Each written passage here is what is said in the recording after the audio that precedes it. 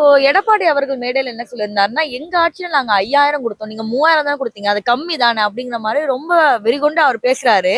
So அத பார்க்கும்போது நிறைய பேர் என்ன சொன்னாங்கன்னா, ஆமால இந்த வருஷம் கொடுக்கலாம், அந்த வருஷம் கொடுக்கலாம், எல்லாம் சேர்த்து 1000 பிரிச்சா 3000 வந்துருச்சு அப்படின்ற மாதிரி சொல்றாங்க. நீங்க அதை எப்படி பாக்குறீங்க? இது எல்லாமே அரசியல் தாங்க இது. அதாவது என்னன்னா, இப்போ அரசியல் இன்னொரு 6 மாசத்துல எலெக்ஷன் வரப்போகுது. அதனால இது 3000 அவர் சொல்றாரு 5000. அந்த 5 வருஷமும் 5000 கொடுத்தாரா?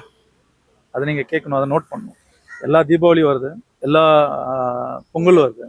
இப்போ கல்ஃப் எல்லாம் பாத்தீங்கன்னா, I am not targeting any Islam. இப்போ கிறிஸ்டியானிட்டி பாத்தீங்கன்னா, இஸ்லாம் பாத்தீங்கன்னா, ஒரு பண்டிகையை கொண்டாடுறோம்னா, இப்போ ஒரு ரம்ஜானு கொண்டாடுறோம், இப்போ அவங்களும் ஒரு கிறிஸ்மஸ் கொண்டாடுறாங்கன்னா, முதல்ல என்ன பண்ணுவாங்கன்னா, அந்த உங்களுடைய வருமானத்துல 2.5%, அது யாரா இருந்தாலும் நீங்க அந்த 2.5% எடுத்து இல்லாதவங்களுக்கு கொடுக்கணும். இதுதான் கான்செப்ட்.